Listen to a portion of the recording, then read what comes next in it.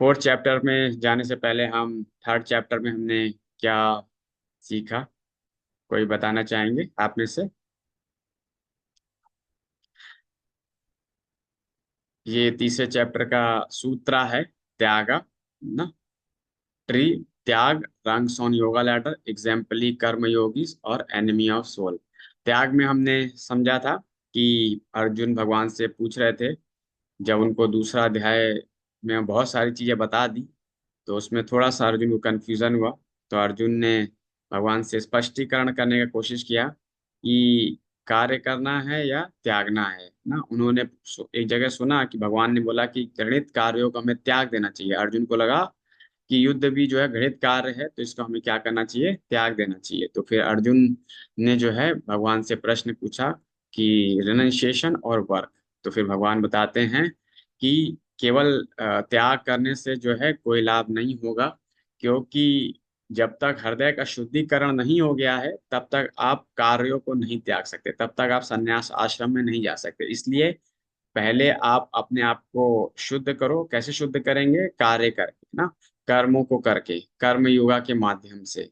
जब हृदय शुद्ध हो जाएगा, किसी प्रकार का कोई कलमश नहीं होगा, तब जो है संन्यास आश्रम की तरह कोई जा सकता है। लेकिन उसके पहले जो अन्य आश्रम है उसमें अपने कर्तव्यों को करते हुए हृदय को शुद्ध करना पड़ता है। तो फिर आया, हमने बताया are rungs on yoga ladder, जिसमें जो है एक एक मनुष्य जो है कैसे अपनी चेतना को एलिवेट करता है। जैसे पहले उसके पशु की चेतना होती, भोग की चेतना होती, फिर उसके बाद वो कर्म कांड ना, मतलब शास्त्रों के अनुसार जो है कार्य करता है लेकिन उसके अंदर भोग की इच्छा होती है। फिर है कर्म योगा, मतलब वो जो है भगवान को जो कुछ भी रिजल्ट प्राप्त कर रहा है उसको ऑफर कर रहा है, लेकिन भगवान से कुछ इच्छा भी कर रहा है, तो उसको सकाम कर्म योगी बोलते हैं। और जो लोग बिना किसी इच्छा के कार्य करते हैं उसको निष्काम कर्म योग बोलते हैं। फिर उसके बाद ज्ञान योग, फिर उसके बाद ध्यान योग। फिर हमने एक जगह और भी पढ़ा, एक्सप्रेसिव योगा लैडर। इसमें क्या होता है, भक्तों के संपर्क में आता है, फिर साधना भक्ति करता है। फिर साधना भक्ति के मतलब, साधना भक्ति का मतलब यही है कि जैसा कि गुरु ने नियम बताए हैं, जो भी एक्टिविटीज बताई है उसको करना, भगवान के नाम का जप करना, भगवान का प्रसाद खाना, भागवत कथा, गीता का चर्चा करना, तो ये साधना भक्ति के मुख्य अंग हैं। और फिर उसके बाद जो है कोई भी जो है आसानी से भक्ति को, भगवत प्रेम को प्राप्त कर सकता है। फिर हमने चर्चा की एग्जेम्पलरी। बहुत सारे लोग हैं जो जिन्हें जो है किसी प्रकार के कार्य करने की आवश्यकता नहीं है, फिर भी वो कार्य करते हैं। क्यों? क्योंकि समाज के लिए एक उदाहरण प्रस्तुत कर सके ना।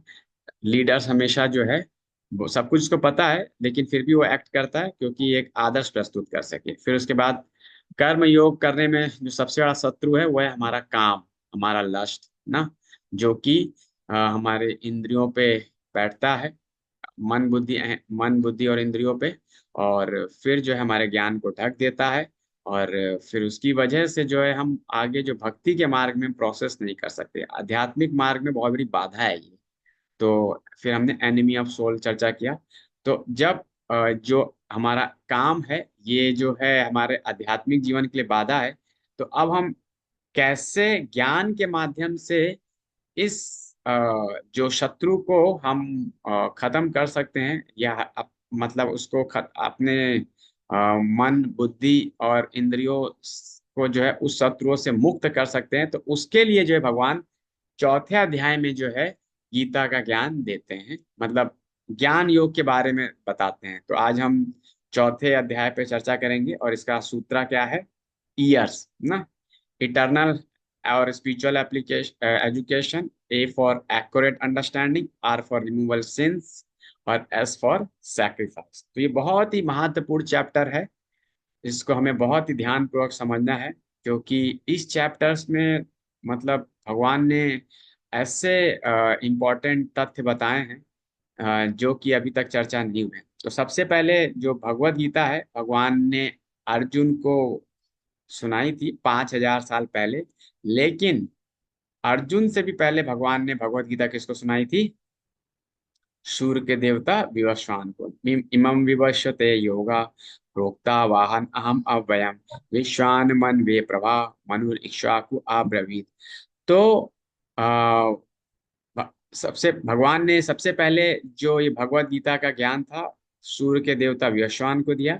व्यश्वान ने इस ज्ञान को दिया मनु को, ना, जो ब्रह्मा जी के कई सारे पुत्र थे।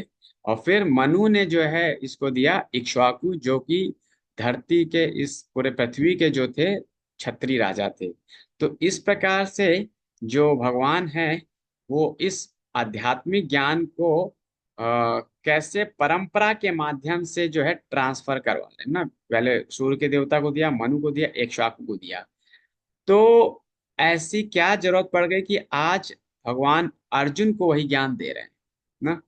फिर यहाँ पे बहुत इंपॉर्टेंट है कि हम जो है सही समय में जो है नॉलेज को प्राप्त करें। पॉइंट यह है कि किसी ऑर्गेनाइजेशन में भी अगर देखें तो टाइमली जो है ये नॉलेज ट्रांसफर होनी चाहिए।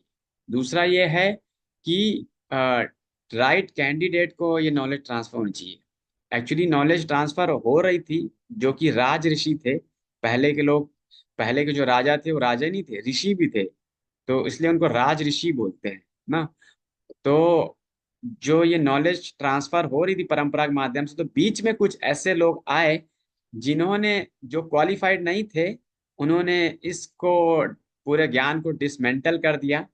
और इस वजह से जो है ये ज्ञान जो है समय के अनुसार जो है क्या हो गया, लुप्त हो गया। एवं परंपरा प्राप्तिम इमं राजर्षि सा कलेन यह मेता योगो नष्टा परम तपा। तो इस प्रकार से जो ये जो ज्ञान है समय के साथ जो है ये क्या हो गया, लुप्त हो गया।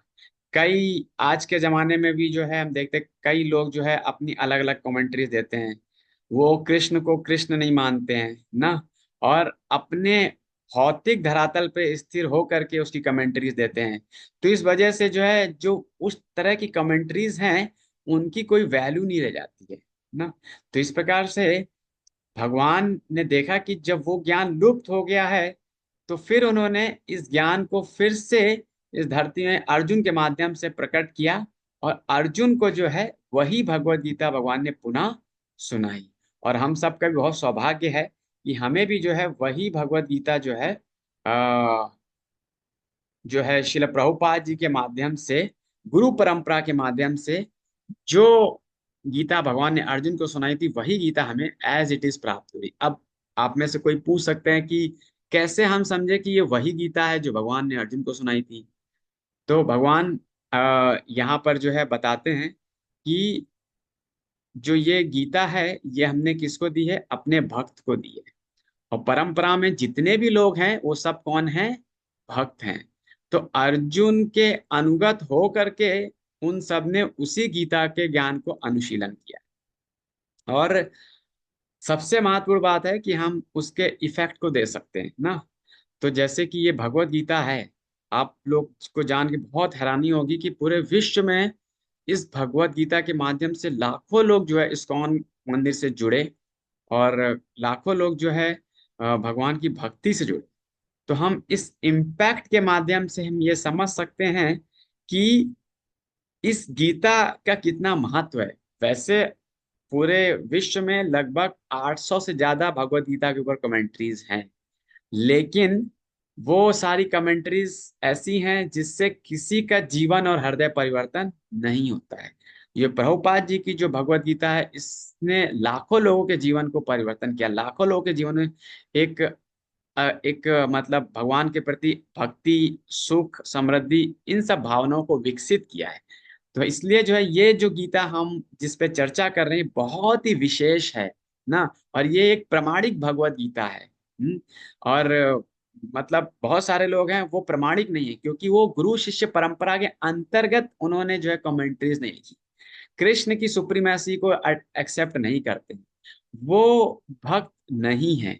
तो अभी जो हमें गीता प्राप्त हो रही है वो प्रमाणिक है, परंपरा के अनुसार है, एक भगवान के शुद्ध भक्त के माध्यम से हमें जो ये भगवत गीता प्राप्त हो रही। इसीलिए इस भगवत गीता से हम जो भी ज्ञान प्राप्त करेंगे उससे हमारा शुद्धिकरण होगा ही होगा, निश्चित तौर पे ही होगा, हमें ये कन्विक्शन होना चाहिए। तो इसलिए जो ये भगवत गीता है बहुत ही महत्वपूर्ण है।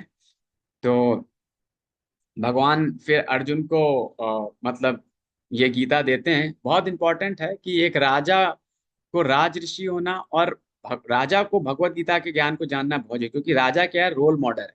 हमारे देश के भी प्रधानमंत्री या जो भी लीडर्स हैं उनको स्पिरिचुअल नॉलेज जरूर होनी चाहिए, क्योंकि एक सही मायने में शासन को चलाने के लिए स्पिरिचुअल अंडरस्टैंडिंग होनी जरूरी है।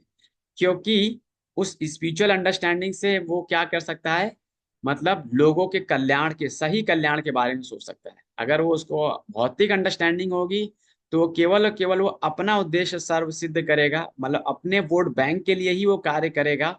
वो समाज और लोगों के भलाई के लिए कार्य नहीं कर सकता। इसलिए जो राजा जिसे आध्यात्मिक ज्ञान नहीं है वो सही मायने में वो शासन नहीं कर सकता। तो क्षत्रिय राजा के लिए बहुत जरूरी होता था कि वो जो है आध्यात्मिक ज्ञान का अनुशीलन करे। और ये चार परंपराएं हैं ना, बेसिकली ये चार कॉलेजेस हैं ना। जैसे कि हम किसी कॉलेज में जाते हैं तो हम वहाँ पे चेक करते हैं ना कि वो पर्टिकुलरली उसका कोर्स अप्रूव्ड है कि नहीं है, वहाँ के जो प्रोफेसर्स हैं वो क्वालिफाइड हैं कि नहीं है, उस कॉलेज को जो शुरुआत किया गया है वो जो है वो पर्टिकुलर डिग्री के लिए मान्यता प्राप्त है कि नहीं है ना। तो हम बहुत सारी चीजें चेक करते हैं। तो वैसे ही ये चार प्रमाणिक संप्रदाय हैं। अगर ये चारों प्रमाणिक संप्रदाय इसलिए बताया जा रहा है क्योंकि इनका उल्लेख जो है पद्म पुराण में दिया गया है। अगर कोई इन चार संप्रदाय से, या यूनिवर्सिटी हम बोल सकते हैं, इन चार यूनिवर्सिटी से अगर कोई कनेक्ट रहता है तो वो सही मायने में भगवान की भक्ति से जुड़ा हुआ है। अन्यथा वो फिर केवल अपने मनोभाव के अनुसार ही भक्ति कर रहा है, लेकिन गुरु परंपरा के अनुसार भक्ति नहीं कर रहा है, जैसा भगवान चाह रहे हैं वैसा भक्ति नहीं कर रहा है। तो ये चार संप्रदाय हैं, रामानुजा संप्रदाय, श्री संप्रदाय, ब्रह्म माधव गौड़ी संप्रदाय, फिर उसके बाद रुद्र संप्रदाय, एक कुमार संप्रदाय। तो श्री संप्रदाय के जो फाउंडर आचार्य हैं वो है रामानुजाचार्य।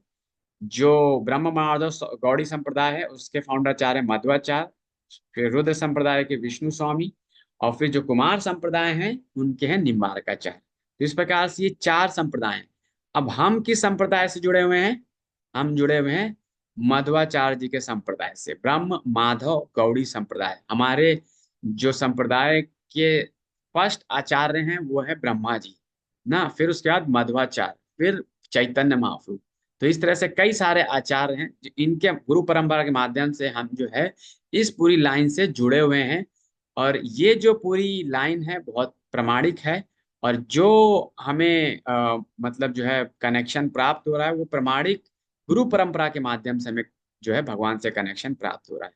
तो हम जो कुछ भी ऑफर करते हैं भगवान को वो हम गुरु परंपरा के माध्यम से ही भगवान को ऑफर करते हैं।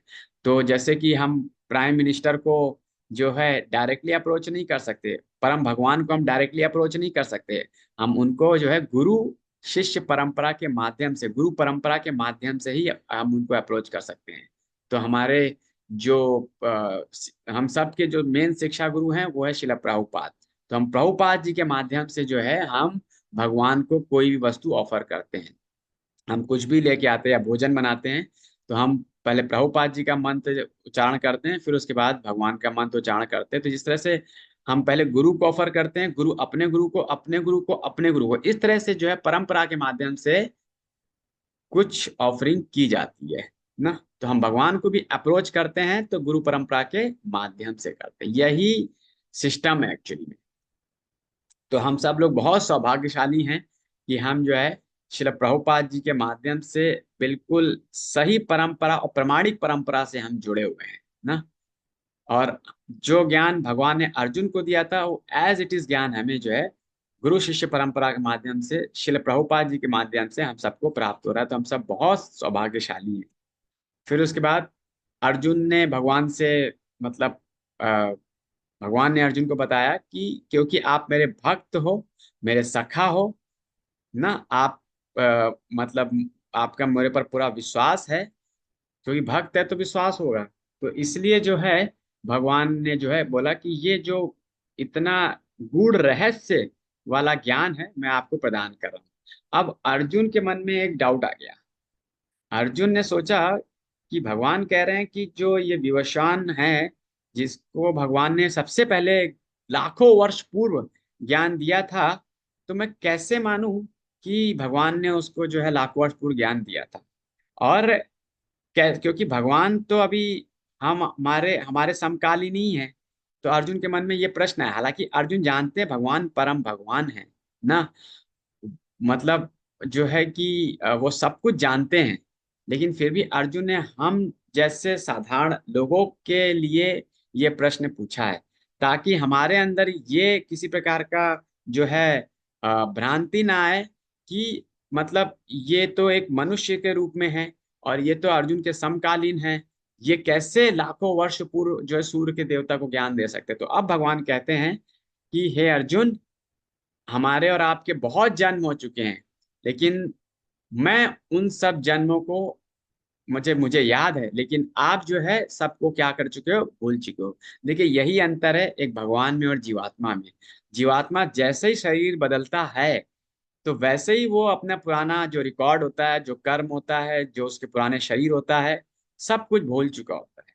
लेकिन भगवान वो जो है मतलब सब कुछ जानने वाले, भूत भविष्य वर्तमान ना। तो इसलिए भगवान बोल रहे हैं कि मैं सब कुछ जानता हूं, लेकिन आप मुझे नहीं जानते हो।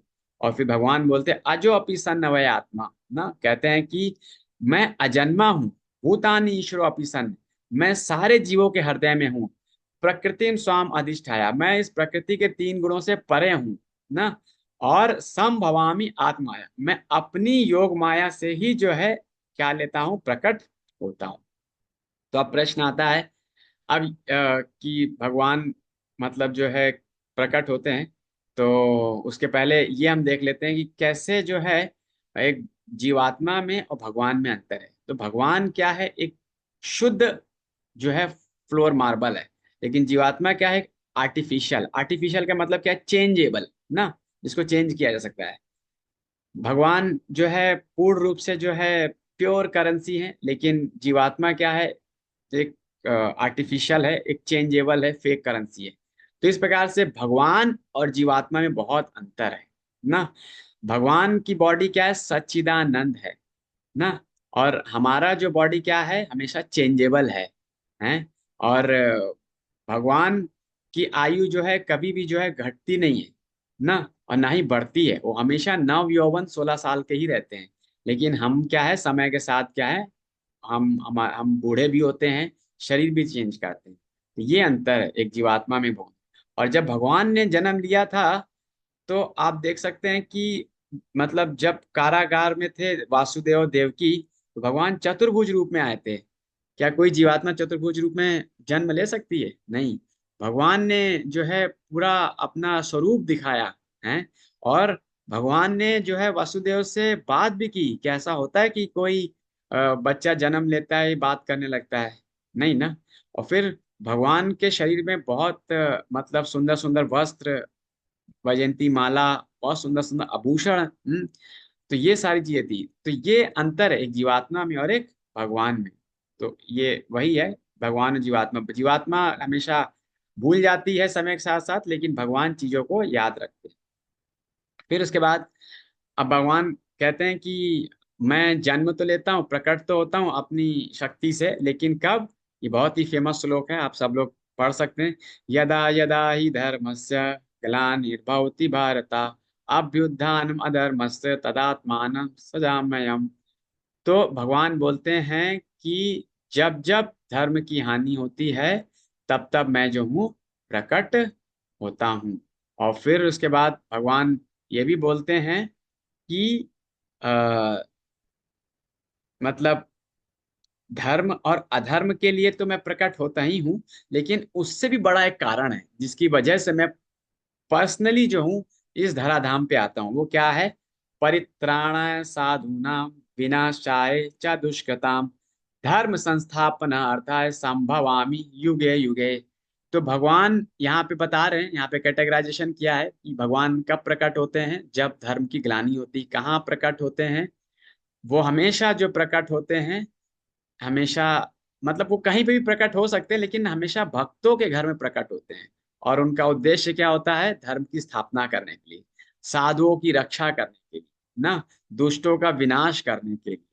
और जब भगवान प्रकट होते हैं तो उनके साथ साथ उनके पार्षद भी प्रकट होते हैं। देखिए, ये सारे कारण तो बताए गए हैं कि भगवान क्यों प्रकट होते हैं, लेकिन उससे भी ज्यादा एक बड़ा महत्वपूर्ण कारण है। महत्वपूर्ण कारण ये है कि भगवान दुष्टों का नाश करते हैं, साधुओं का रक्षा करते हैं, लेकिन मुख्य चीज क्या है कि वो अपने भक्तों से प्रेम का आदान प्रदान करने के लिए प्रकट होते हैं। देखिए, भगवान जो है अपने किसी भी पार्षद को भेज करके दुष्ट को नाश करा, भगवान के सोचने मात्र से जो भी दुष्ट लोग हैं, जो भी पापी लोग हैं, उनका वध हो सकता है, वो खत्म हो सकते हैं सोचने मात्र से ही ना।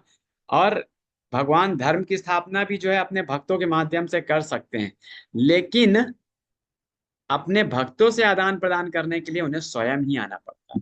तो ये सबसे इंपॉर्टेंट है कि भगवान प्रकट होते हैं अपने भक्तों से प्रेम का आदान प्रदान करने के लिए। तो ये हमने चर्चा किया कि क्या कारण है भगवान जो है प्रकट होते हैं। और भगवान कहीं पे भी प्रकट हो सकते हैं ना, ऐसा नहीं कि भारत में ही प्रकट हो सकते हैं, कहीं पे भी पूरे विश्व में भी। लेकिन ये है भगवान के हमेशा अपने भक्तों के घर में ही प्रकट होते हैं। तो क्योंकि भारत भूमि है, एक भक्तों की भूमि है, तो इसलिए प्रायः जितने भी अवतार देखे गए हैं वो भारत भूमि में ही देखे गए हैं। फिर उसके बाद बहुत इंपॉर्टेंट श्लोक आता है। भगवान बताते हैं कि मैं जो हूँ जितने भी कार्य करता हूँ, क्या कार्य करता हूँ, दुष्टों का विनाश करता हूँ, साधुओं की रक्षा करता हूँ, भक्तों से प्रेम का आदान प्रदान करता हूँ। ये सारे कार्यकलाप क्या हैं, दिव्य हैं। देखिए, भगवान ने माखन चोरी भी की ना, दिव्य है। रुक्मणी जी का किडनैपिंग भी की ना, वो भी दिव्य है ना। है और मतलब जो भी कार्य भगवान करते हैं वो सब के सब क्या है, दिव्य हैं भगवान। मतलब देखने में लगता है कि ये घृणित कार्य है, लेकिन फिर भी जो है भगवान के द्वारा जो भी कार्य होते हैं वो सब दिव्य हैं। और इन सारे जो भी भगवान की क्रियाकलाप हैं, इनको अगर कोई याद करता है, स्मरण करता है, चर्चा करता है ना, आपस में कथा करता है, तो वो जो है क्या है, वो पुनः इस भौतिक जगत में नहीं आता है और भगवान के धाम वो लौट जाता है। बहुत ही विशेष बात है। इसलिए देखिए, भगवान यहाँ पे आते हैं ना, वो ये दिखाने के लिए कि आध्यात्मिक जगत का ट्रेलर क्या है, होता है ना, फिल्म बनने से पहले ट्रेलर दिखाया जाता है, ट्रेलर आता है ना उसका, कि कैसी फिल्म होगी।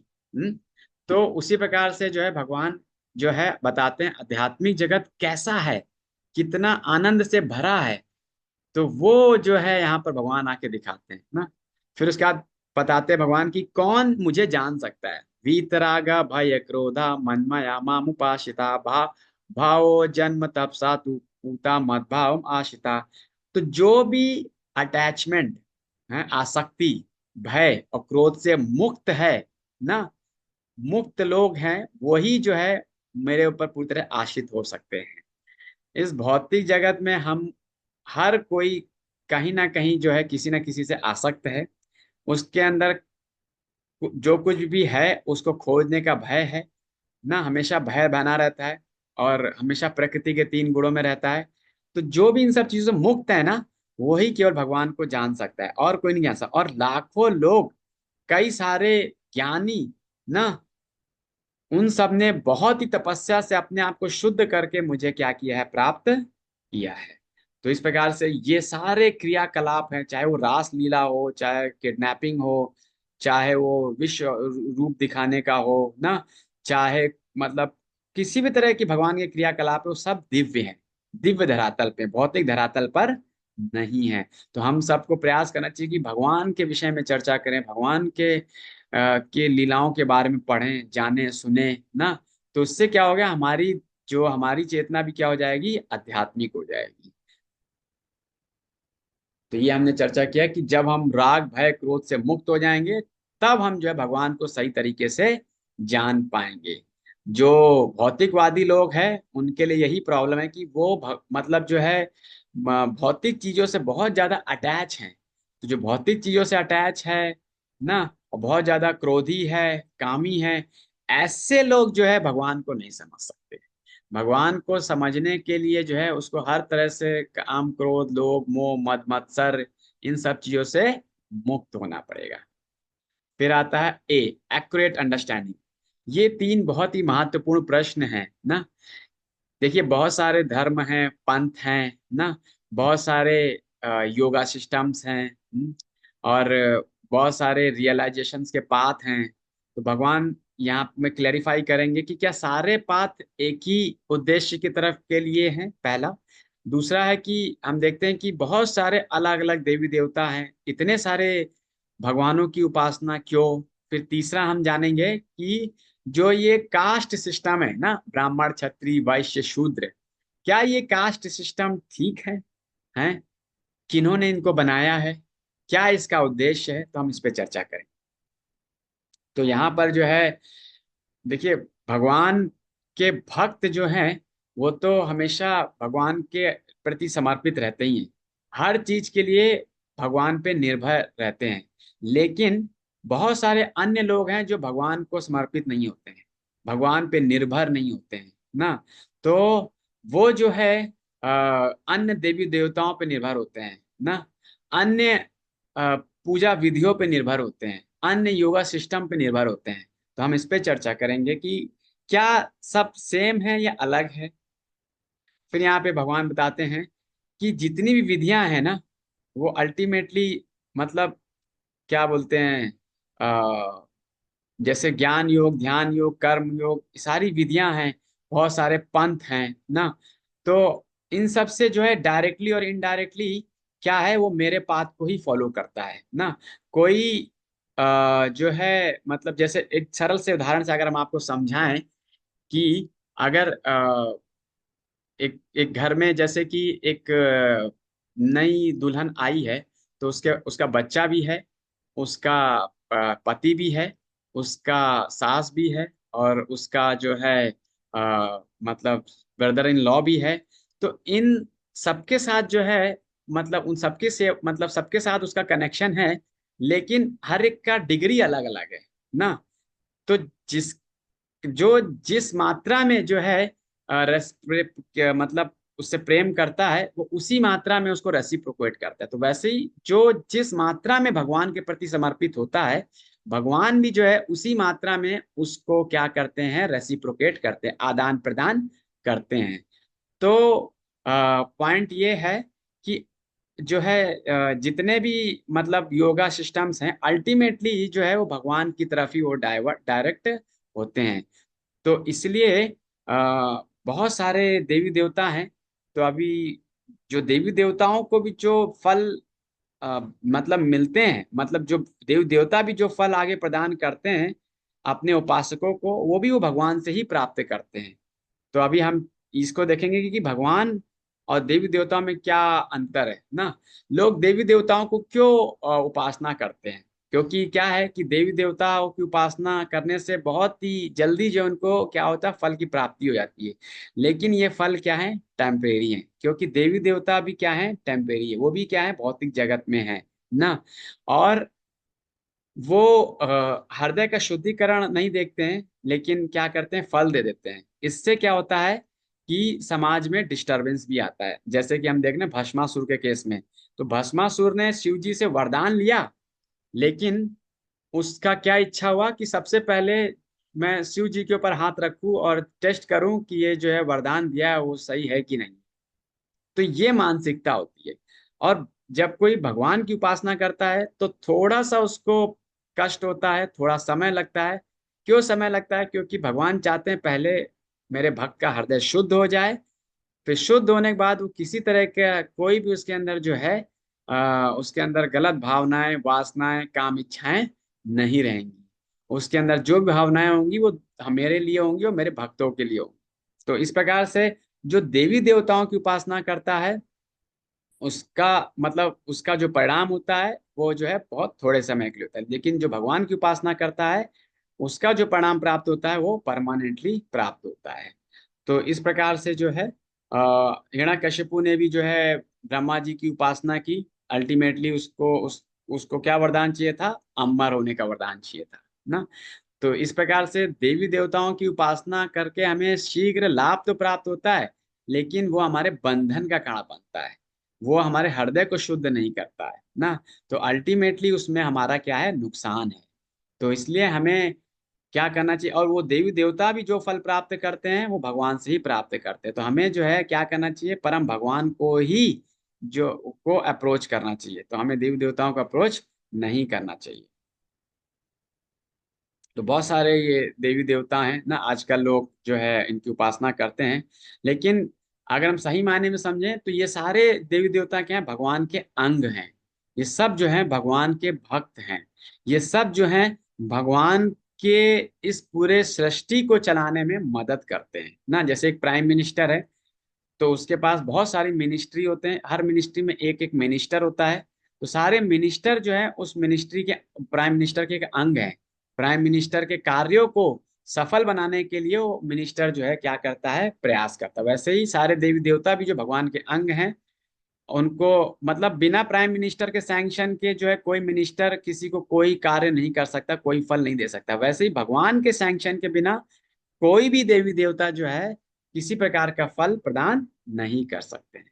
तो इसलिए जो देवी देवता हैं वो हमें मतलब विचार करना चाहिए, हमें देवी देवता को अप्रोच करना है या फिर भगवान, परम भगवान की उपासना करना है।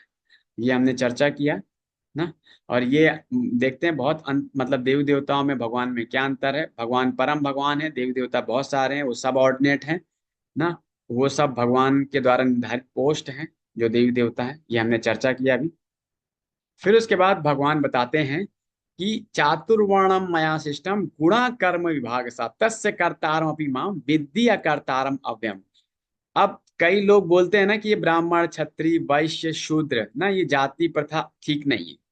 लेकिन आज हमारे समाज में एक समाज, एक इंस्टीट्यूशन, एक ऑर्गेनाइजेशन को चलाने के लिए इन चारों लोगों की बहुत जरूरत है ना। तो एक जैसे हमने पहले भी चर्चा किया था, अगर कोई कंपनी है तो कंपनी में ब्राह्मण भी है, क्षत्रिय भी है, वैश्य भी है और शूद्र भी है ना। तो कंपनी के प्रोडक्ट्स जो बनाते हैं ना, रिसर्च करते हैं जो प्रिंसिपल्स बनाते हैं वो कौन है, ब्राह्मण कैटेगरी के लोग। फिर उसके बाद जो एडमिनिस्ट्रेशन संभालते हैं, पूरे कंपनी को संचालन करते हैं ना, तो वो कौन है, क्षत्रिय कैटेगरी के लोग हैं। और जो प्रोडक्ट को आगे मार्केट तक लेके जाते हैं, उसकी बिक्री का देख करते हैं, टारगेट्स बनाते हैं, उसको अचीव करते हैं, वो कौन है, वैश्य। और जो पूरे ऑफिस के रख रखाव या एडमिनिस्ट्रेशन में सहयोग करते हैं ना, अन्य जो वर्ग हैं, उनका वर्ण है, उनका सहयोग करते हैं, वो कौन है, वो सब के सब क्या हैं, शूद्र हैं। तो इस प्रकार से चारों की आवश्यकता है, और भगवान बताते हैं ये चारों मैंने ही बनाए हैं। एक समाज में इन चारों की जरूरत है। एक प्रॉपर कॉपरेशन होना पड़ता है। अगर एक प्रॉपर कॉपरेशन से चलेंगे तो हम सब बहुत सुखी रहेंगे। तो इसीलिए ये ऐसा नहीं बोलना चाहिए कि अगर कोई ब्राह्मण के घर में जन्म लिया है तो ब्राह्मण है, नहीं, बिल्कुल भी नहीं। देखिए, एक पिता के चार बेटे हैं, पिता वकील है, लेकिन क्या चारों वकील बन जाते हैं, ऐसा नहीं होता है। कोई डॉक्टर होगा, कोई इंजीनियर होगा, कोई बिजनेसमैन होगा ना, कोई स्पिरिचुअलिटी में होगा। तो ये जो है चार अलग अलग अपने अपने स्वभाव के अनुसार, कोई क्षत्रिय स्वभाव का है, वो कोई जो है वैश्य स्वभाव का है ना, कोई जो है मतलब ब्राह्मण स्वभाव का है। तो इस प्रकार से जो है स्वभाव के अनुसार ही कोई ब्राह्मण क्षत्रिय वैश्य शूद्र बनता है, ना कि कहीं पे जन्म लेने से बनता है। ये बहुत बड़ी भ्रांति है समाज के अंदर। भगवान भी क्षत्रिय के घर में आए थे और उन्होंने क्षत्रिय धर्म का पालन किया था। हालांकि वो किसी कर्म बंधन से बंधे नहीं है। राजा जब जेल में आता है तो ऐसा नहीं कि उसके ऊपर जेल के नियम लागू होते हैं ना, भौतिक जगत जेल है एक हिसाब से हम सबके लिए ना। तो लेकिन हम भगवान आते हैं, क्षत्रिय धर्म का पालन करते हैं, एग्जाम्पल शो करने के लिए, एक आदर्श व्यक्त करने के लिए। भगवान किसी कर्म फल से बंधे नहीं है ना, यहीं पे भगवान कह रहे हैं। तो फिर भगवान बताते हैं कि जो इस चीज को समझ लेता है कि मैं, मेरे कार्यकलाप, मेरा जन्म, ये सब दिव्य है, मैं किसी कर्म बंधन में फंसता नहीं हूँ, ये जो कोई भी इसको जान लेता है वो व्यक्ति जो है मुक्त हो जाता है, वो किसी कर्म बंधन में नहीं फंसता है। तो इस प्रकार से भगवान यहाँ पर बताते हैं कि कई सारे ऐसे लोग हुए हैं जिन्होंने इन वर्ण आश्रम सिस्टम का पालन किया है, भगवान के परम भक्त बने हैं और समाज के लिए एक आदर्श भी बने हैं। फिर आता है आर। आर का मतलब है रिमूविंग रिएक्शन ना। देखिए, हम इस संसार में हैं तो हर समय प्रति क्षण हम कुछ ना कुछ कर ही रहे हैं, सो भी रहे हैं तो वो भी एक कार्य है। तो हर कार्य का एक क्या होता है, एक्शन का क्या होता है, रिएक्शन होता है। तो रिएक्शन को कैसे बचा जाए, क्योंकि ये रिएक्शन ही एक ऐसी चीज है जो कि हमारे बंधन का कारण बन रही है। अगर हम रिएक्शन से मुक्त होने के बारे में जान जाएंगे ना, तो हम पुनः जो है इस भौतिक जगत में, भौतिक बंधनों में नहीं फंसेंगे। तो इसलिए बहुत जरूरी जानना है कि कर्म कर्म क्या है, अकर्म क्या है, विकर्म क्या है। बेसिकली हर क्षण हम कोई ना कोई एक्टिविटी कर रहे हैं, वो कर्म अकर्म विकर्म की कैटेगरी में आ रहा है, और हम इसको नहीं समझ पा रहे हैं। अगर हम इसको सही से समझ जाएंगे ना, तो फिर हम जो है इस भौतिक भौतिक संसार में नहीं बनेंगे।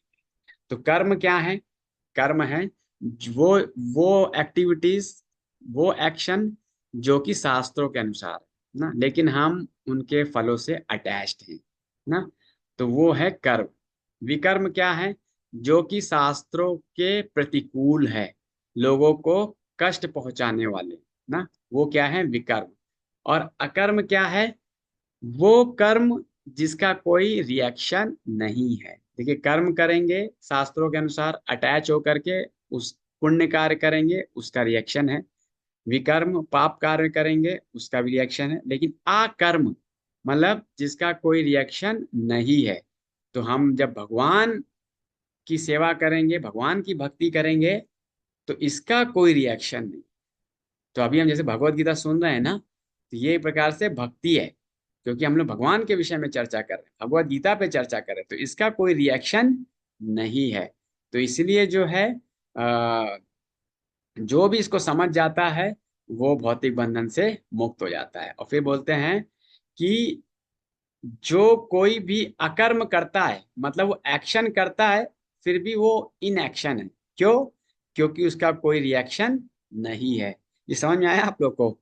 एक्शन, रिएक्शन और इनएक्शन, मतलब एक्शन इन एक्शन का मतलब है कि हमने एक्शन किया, लेकिन वो इन एक्शन बन गया, उसका कोई रिएक्शन नहीं बना, तो वो क्या है, भक्ति।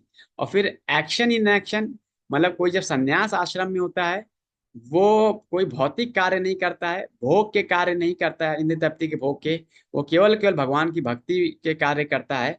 तो एक प्रकार से कोई मतलब मतलब भौतिक संसार के कार्यों में नहीं बंधा है, तो वो इन एक्शन है। लेकिन फिर भी वो क्या है, भगवान के लिए कार्य कर रहा है, वो क्या है, एक्शन है।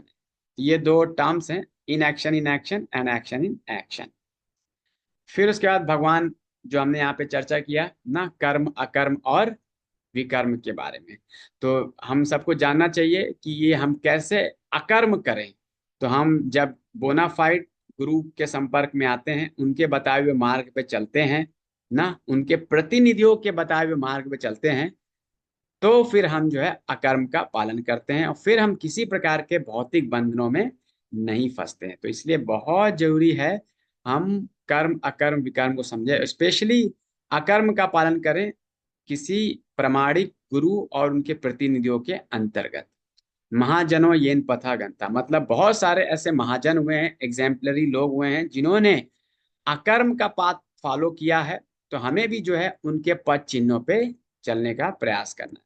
तो ये हमारे महाजन है, 12 महाजन है ना, जो कि भागवतम में पूरा विवरण दिया हुआ है। अगर हम इनके द्वारा दिखाए हुए मार्ग पे चलते हैं, तो निश्चित तौर से हमें भगवान की शुद्ध भक्ति प्राप्त होती है, और हम इस कर्म बंधन से मुक्त हो जाते हैं। और बहुत इंपॉर्टेंट है, हमने जैसे चर्चा किया निष्काम कर्म योग ना, अगर हम अ, अपने इंद्रिय तृप्ति के लिए, भोग के लिए कार्य करेंगे, तो क्या होगा, उसका हमें रिएक्शन प्राप्त होगा। लेकिन हम भगवान के लिए कार्य करेंगे, तो हमें रिएक्शन नहीं प्राप्त होगा, बल्कि हमें अवार्ड प्राप्त होगा ना। जैसे एग्जाम्पल दिया है ना, कि एक कैशियर है, बहुत सारे कैश गिनता है, लेकिन वो क्या करता है, बैंक को देता है। बैंक फिर उसके इस मेहनत और उसके ईमानदारी पे उसको क्या करता है, रिवॉर्ड देता है। लेकिन अगर वो एक पैसा भी अगर अपने पॉकेट में रखता है, तो फिर वो क्या होता है, उसको पनिशमेंट मिलता है।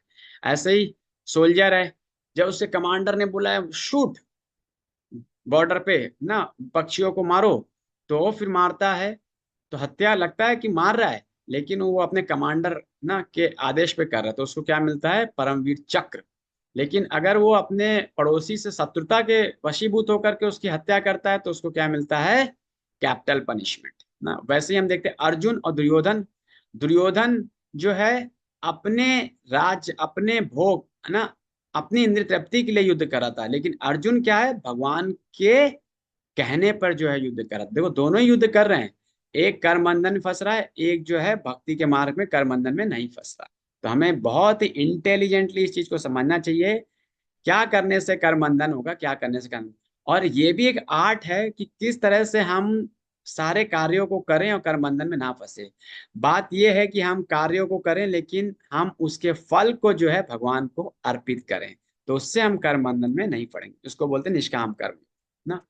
तो ये हमने पीछे हमने दूसरे अध्याय में इसके बारे में चर्चा की थी ना, कर्मयोग और ये मतलब ये कर्मवाद और दैववाद। कर्मवाद क्या आप सोचते हैं कि मैं कर रहा हूं, मेरे करने से रिजल्ट हो रहा है ना, उसके अंदर एक डूअरशिप मेंटेलिटी आ जाती है। मतलब वो उसके अंदर सर्विस एटीट्यूड नहीं होता है, वो ये नहीं सोचता है कि ये सब जो है किसी और के कारण हो, वो केवल सोचता है मैं। तो ये कर्मवाद है। तो ऐसा बिल्कुल भी ठीक नहीं है, क्योंकि अगर हमारे करने से ही सारे कार्य सफल हो चुके होते तो डॉक्टर्स इतने सारे ऑपरेशंस करते हैं, सारे पेशेंट्स जो हैं बच चुके होते हैं ना, किसी भी पेशेंट की डेथ ना हो रही। तो कहने मतलब यह है कि हम प्रयास कर सकते हैं लेकिन फल हमारे हाथ में नहीं है। दूसरा है दैववाद। दैववाद का मतलब है कि हमारे जो भाग्य में लिखा है वो होगा, हमें उसमें भी नहीं फंसना। ये दोनों एक्सट्रीम है, हमें कर्मवाद में भी नहीं फंसना और दैववाद में। हमें अपने कर्मों को करना है, कर्म फल में की इच्छा ना करते हुए। और अकर्म मतलब मतलब ऐसा नहीं होना चाहिए कि हमें कुछ करना ही नहीं, हमारे भाग में जो लिखा है वो हो जाएगा। हमें अपने कर्तव्यों को, अपने कर्मों को करना ही करना है। तो ये दो है। फिर उसके बाद यहाँ पे भगवान जो है बताते हैं कि किस तरह से आप जो है ज्ञान में स्थित होकर के कार्य करेंगे, तो जितने भी आपके रिएक्शंस हैं वो सब के सब क्या हो जाएंगे? खत्म हो जाएंगे। मतलब ज्ञान क्या है, ये जानना कि कर्म क्या है, अकर्म क्या है, विकर्म क्या है। तो हमें नॉलेज में अगर हम एक्शन करेंगे तो हम कर्म बंधन में नहीं फंसेंगे। फिर उसके बाद यहाँ पे हमने देख सकते हैं कि नॉर्मली प्राय जो है लोगों के अंदर डूअरशिप मेंटेलिटी होती है ना, आई आई डिड। लेकिन एक भक्त के अंदर क्या मेंटेलिटी होती है कि ये जो है मतलब भगवान के प्रेरणा से हो रहा है, मैं केवल अपना प्रयास कर रहा हूँ, सेवा कर रहा हूँ, लेकिन डिवाइन शिप की मेंटेलिटी होती है, डुअरशिप की मेंटेलिटी नहीं होती है, जैसे हम हनुमान जी के केस में देखते हैं। और जब हम निष्काम कर्म योग करते हैं, दूसरों के लिए करते हैं, डिवाइन शिप की मेंटेलिटी से करते हैं, तो हमारा हृदय शुद्ध होता है और हम पाप कर्मों से बचते हैं, भगवान को प्रसन्न करते हैं और अल्टीमेटली हमें भी जो है आनंद प्राप्त होता है।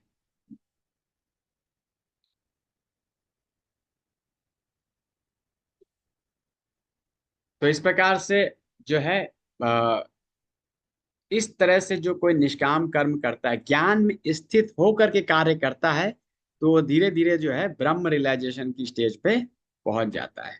तो अब यहाँ पर हम चर्चा करेंगे सैक्रिफाइस। देखिए सैक्रिफाइस, यहाँ पे भगवान ने कई सारे सैक्रिफाइस के ऊपर चर्चा किया है, लेकिन सैक्रिफाइस का मतलब क्या है पहले हम इस चीज को समझ लें।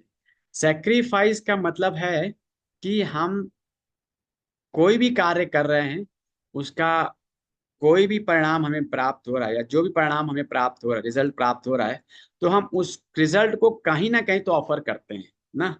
या तो हम भगवान को ऑफर करते हैं, या तो अपनी फैमिली को ऑफर करते हैं, या तो हम खुद को ऑफर करते हैं, या तो हम सोसाइटी को ऑफर करते हैं, या तो हम नेशन को ऑफर करते हैं ना। तो रिजल्ट को ऑफर करना, अब अलग अलग यज्ञ कुंड हो सकते हैं, अलग अलग एक अलग अलग मतलब जो है क्या बोलते हैं ऑप्शंस हो सकते हैं ना अपने ऑफरिंग को डालने का। लेकिन हम सब जो ऑफरिंग दे रहे हैं वो है सैक्रिफाइस। सैक्रिफाइस का मतलब क्या है? यज्ञ, एक मतलब ये है। दूसरा मतलब क्या है? त्याग। एक मतलब ये भी है सर्विस ना। सैक्रिफाइस किसी के लिए त्याग करना, मतलब सर्विस करना, त्याग करना। तो कहने का मतलब ये है कि यहाँ पे भगवान बहुत सारे जो है यज्ञ के बारे में बता रहे हैं। डेमी गॉड हम लोग वर्शिप करते हैं, यज्ञ करते हैं, बहुत सारे यज्ञ, ये बहुत विस्तार में मतलब चर्चा हम कर सकते हैं कभी। तो इस प्रकार से जो देवी देवताओं के लिए यज्ञ करते हैं वो भी क्या कर रहे हैं, सारे जितने भी भौतिक चीजें हैं वो सब जो है यज्ञ कुंड में ऑफर कर रहे हैं ना। इस फिर उसके बाद जो मतलब ब्रह्मचारी है वो अपने सेंसेस को माइंड कंट्रोल की फायर में ऑफरिंग कर रहा है। हम जो हमारे पास है हम किसी को दान दे करके ऑफरिंग कर रहे हैं। तो कहने मतलब हमारी जो भी हमारे पास है, जो भी हमने प्राप्त किया है, उसको हम अगर कहीं ना कहीं ऑफर करते हैं, that is actual meaning of sacrifice ना। तो बस ये इंपॉर्टेंट है कि हमें हर सैक्रिफाइस के पीछे का उद्देश्य पता होना चाहिए कि हम क्यों कर रहे हैं, इस सैक्रिफाइस को करने से क्या प्राप्त होगा ना। हम रिचुअलिस्टिक होकर के सैक्रिफाइस ना करें, ठीक है ना। तो ये बहुत जरूरी है कि हम जो है पर्पस को जाने और सही अंडरस्टैंडिंग समझें और ज्ञान में स्थित हो करके हम यज्ञ करें ना, तब हम उसका पूरा लाभ उठा सकते हैं। तो यहाँ पर अलग अलग बहुत सारे यज्ञों के बारे में चर्चा किया गया है। तो ये हम फिर कभी चर्चा कर सकते हैं क्योंकि अभी बहुत लिमिटेशन है टाइम का ना। ये अलग अलग ये यज्ञ है ना जो भगवान जो है अर्जुन को बता रहे हैं, ये सब यज्ञों के नाम है ना। उसी प्रकार से ये हठ योग भी यज्ञ है। तो ये सारे यज्ञ हैं। तो यज्ञ करने का उद्देश्य क्या है? पाप कर्मों से मुक्ति, हृदय का शुद्धिकरण, भगवान की प्रसन्नता ना। अल्टीमेटली जो है मतलब अल्टीमेटली भगवान की प्रसन्नता ही है इन सबको, जो भी हम कार्य कर रहे हैं उससे जो है हम अपना शुद्धिकरण कर रहे हैं। फिर यहाँ पर जैसा कि हमने चर्चा किया कि हम जो भी यज्ञ करते हैं हम सिंफुल रिएक्शंस से बचने के लिए करते हैं। और जब हम यज्ञ नहीं करेंगे, हमने तीसरे अध्याय में चर्चा किया था कि हमें सारी वस्तुएं भगवान से प्राप्त हो रही हैं ना। अगर हम उनको उन सारे रिजल्ट्स को भगवान को ऑफर नहीं करेंगे तो क्या कहलाएंगे? थीफ, चोर ना। तो इसीलिए बहुत जरूरी है हम सबको यज्ञ करना चाहिए।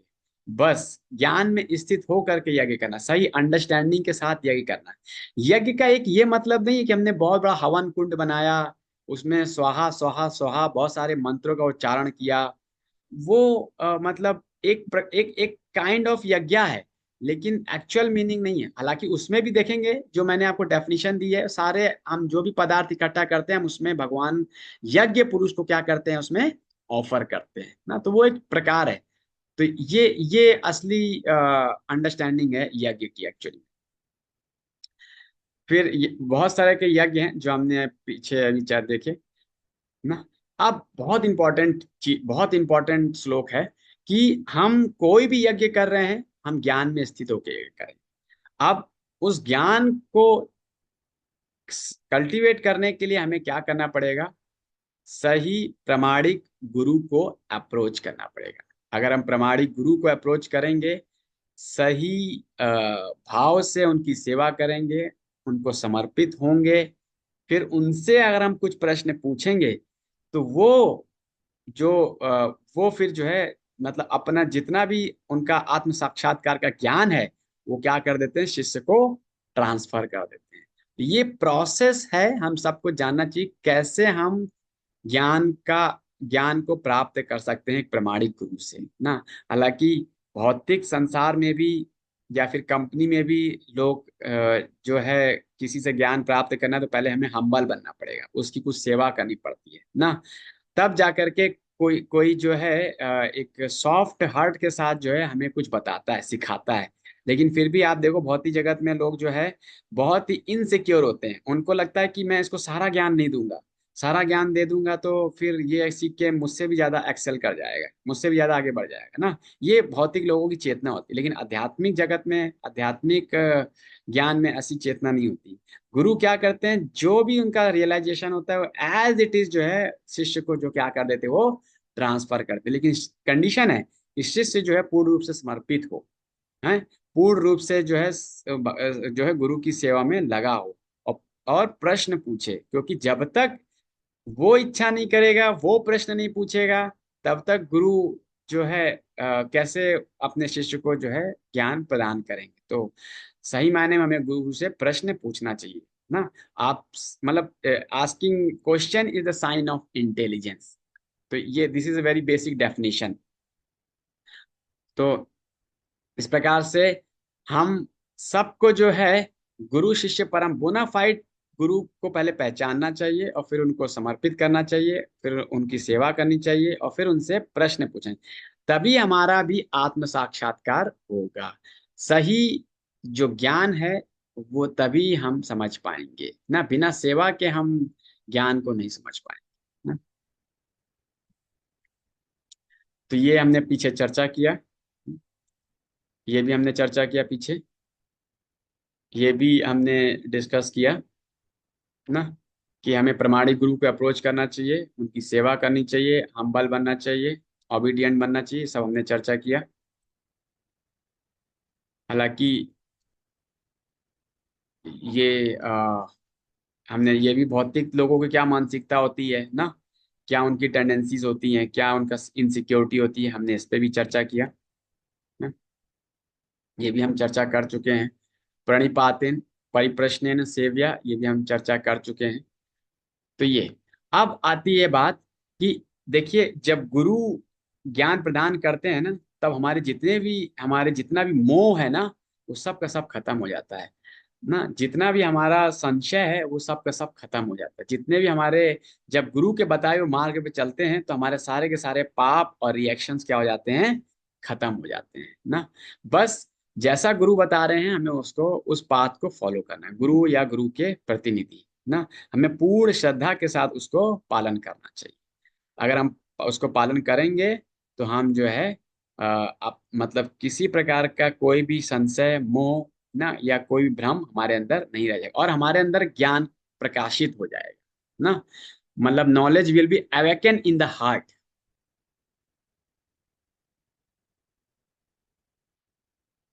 फिर उसके बाद आता है कि ये जो भगवान ज्ञान दे रहे हैं, बता रहे हैं कि इट्स द प्योरेस्ट नॉलेज ना। जो भी गुरु परंपरा से हमें ज्ञान प्राप्त हो रहा है ना, जो भगवान अर्जुन को ज्ञान प्रदान कर रहे हैं, इट्स द प्योरेस्ट नॉलेज है। और जो प्योरेस्ट नॉलेज होता है वो अज्ञानता को, अज्ञानता या अंधकार को पूरी रूप से क्या कर देता है, खत्म कर देता है। और हमारे जितने भी पाप हैं उन सबको भी वो क्या कर देता है, खत्म कर देता है। और फिर बताते हैं भगवान की जो श्रद्धावान है ना, वो ही केवल जो है इस ज्ञान को प्राप्त करने के लिए क्वालिफाइड है। जिनके अंदर श्रद्धा नहीं है वो जो है ज्ञान को प्राप्त नहीं कर सकते हैं। और जो श्रद्धावान है ज्ञान प्राप्त करके तुरंत ही जो है परम शांति को प्राप्त करते हैं और मेरे धाम को प्राप्त करते हैं। तो इसलिए जो अज्ञानी हैं, जो अश्रद्धा धानस्य हैं, वो क्या है, उनका असंशय विनश्यति ना, वो हमेशा संशय में रहते हैं और उनका क्या हो जाता है, विनाश हो जाता है। उनको ना इस लोक में शांति प्राप्त होती ना उस लोक में शांति। इसलिए श्रद्धा जो है बहुत ही बेसिक क्वालिटी है। आप सभी लोग जो है भक्ति में बढ़ते हैं केवल और केवल श्रद्धा की वजह से बढ़ते हैं। आपकी श्रद्धा जितनी क्या बोलते हैं, कंडेंस होती जाती है या प्रगाढ़ होती जाती है ना, उतना ही आप भक्ति में बढ़ते जाते हैं ना। हमारा कन्विक्शन जो है बढ़ता जाता है। तो इसलिए श्रद्धा को डेवलप करना बहुत जरूरी है, और श्रद्धा को विकसित करना, उसके बाद श्रद्धा को और क्या बोलते हैं, प्रगाढ़ करना, मतलब और कंडेंस करना। मिल्क को हम कंडेंस करते हैं तो क्या बन जाता है, खोया बन जाता है ना, है मावा। और उसी प्रकार से हमें श्रद्धा को भी जो है कंडेंस करना चाहिए। तो वो कैसे होगा, जब हम प्रमाणिक गुरु के अंतर्गत, उनके प्रतिनिधियों के अंतर्गत जो है हम जो है उनके बताए हुए निर्देश को पालन करते हैं, और जो है पूरी श्रद्धा के साथ पालन करते हैं, तो हम श्योरली जो है उस श्रद्धा के जो एक लेवल है, स्तर है, उसको हम प्राप्त कर पाते हैं। तो हमने ये बताया कि सारे रिएक्शंस जो है खत्म हो जाते हैं, और फिर भगवान बोलते हैं, अर्जुन बिना किसी संशय के जो है आप क्या करो, उठो और युद्ध करो। तो अल्टीमेटली भगवान यहाँ पे अर्जुन को बोलते हैं कि आप जो है युद्ध करो ना। तो इस तरह से ये बहुत महत्वपूर्ण अध्याय है। तो इसमें ज्ञान योग की हम झलक देखते हैं। भगवान ज्ञान योग के माध्यम से अर्जुन के संशय को दूर करते हैं। ठीक है, तो ये हमने यहाँ पे चर्चा किया। तो इसका सूत्र हमने बताया क्या था, ईयर्स ना। E for eternal education, A for accurate understanding, R for removal of reactions और S फॉर सैक्रिफाइस। तो किसी का कोई प्रश्न है? ये सब अलग अलग उससे है ना, जैसे ये हम तो गौड़ी वैष्णव संप्रदाय है, तो ये क्या आपने बताया था पूरा इनका? ब्रह्म माधव गौड़ी संप्रदाय। ब्रह्म माधव ब्रह्मा गौड़ी जी से स्टार्ट हुई है संप्रदाय। जैसे श्री गौड़ी। संप्रदाय लक्ष्मी जी से शुरू हुई है, और ब्रह्म माधव ब्रह्मा जी से, रुद्र संप्रदाय शिव जी से शुरू हुई है, और जो निम्बार्क संप्रदाय है वो हमारे चार कुमारों से शुरू हुई है। तो हमारा जो संप्रदाय है वो है ब्रह्म माधव। हमारे ब्रह्मा जी ने ये ज्ञान नारद मुनि, व्यास देव से मध्वाचार्य जी को ये ज्ञान दिया। फिर उसके बाद चैतन्य महाप्रभु इस लाइन पे आए, और फिर उसी लाइन पे शिला प्रभुपाद जी आए। तो हम सब लोग बहुत सौभाग्यशाली हैं, प्रामाणिक गुरु परंपरा से हम लोग भक्ति का अनुशीलन कर रहे हैं। तो इसीलिए जो है आप सभी लोग जो भी भक्ति कर रहे हैं, पूर्ण रूप से जो है आपको उसका परिणाम प्राप्त होगा। प्रभु जी, जैसे हम गौड़ी वैष्णव संप्रदाय से, तो हमारे हमारे हम तो प्रभु ठाकुर जी को ही पूजते हैं, कृष्ण भगवान जी को। तो जैसे रुद्र संप्रदाय, श्री संप्रदाय और चार कुमार जी के संप्रदाय हैं, तो ये भी क्या भगवान को ही पूजते हाँ, हैं? Yes yes yes yes yes, परम भगवान को ही पूजते हैं। जैसे श्री संप्रदाय है वहाँ लक्ष्मी नारायण की पूजा होती है ना, लेकिन वो भी परम भगवान हैं। और चार कुमार वो भी राधा कृष्ण की पूजा करते हैं। और जो विष्णु स्वामी हैं वो भगवान के बाल रूप की पूजा करते हैं। तो अल्टीमेटली जो है सबके सब जो है भगवान कृष्ण परम पुरुषोत्तम भगवान की ही उपासना करते रुद्र संप्रदाय भी रुद्र संप्रदाय शिव जी को नहीं, वो तो शिव जी को पूजते हैं ना? हैं। नहीं, शिव जी से शुरू हुई है, पूजते वो अच्छा परम अच्छा, ठीक भगवान को ठीक। है। शिव ठीक है जी। ठीक है, पर यही कंफ्यूजन था। ठीक है प्रभु जी, धन्यवाद। Okay okay. और किसी कोई प्रश्न है? हरे कृष्ण प्रभु जी, दंडवत प्रणाम। धन्य प्रणाम। यस। प्रभु जी, जैसे ये चार मेन संप्रदाय हैं, तो इनकी क्या अलग अलग ब्रांचेस हो सकती हैं? हाँ होती है, यस बिल्कुल ठीक कहा। जैसे ब्रह्म माधव गौड़ी संप्रदाय में है, तो चैतन्य महाप्रभु के कई सारी शाखाएं हैं, उनके कई सारे अलग अलग पार्षद हैं। अलग अलग जैसे एक पेड़ है ना, पेड़ एक तना तो एक है, लेकिन उसके ऊपर कई सारी शाखाएं अलग अलग हो जाती हैं। तो बट अल्टीमेटली ये हमें जरूर चेक करना चाहिए क्या ये शाखा प्रमाणिक पेड़ से कनेक्टेड है कि नहीं है ना, ये जरूर चेक करना हम्म। चाहिए। मुख्यतः बहुत सारे अपसंप्रदाय हैं, और बहुत सारे मतलब अप्रामाणिक संप्रदाय हैं। कई लोगों को इसके बारे में ज्ञान नहीं ना, तो इसलिए वो बोलते हैं कि मतलब उनको लगता है कि वो सही जगह है, लेकिन अल्टीमेटली उनको वो रिजल्ट प्राप्त नहीं होगा। क्योंकि ये जो संप्रदाय हैं, ये जो प्रमाणिक चार संप्रदाय हैं, यूनिवर्सिटीज हैं, ये शास्त्रों के अनुकूल हैं, शास्त्रों के अनुसार है।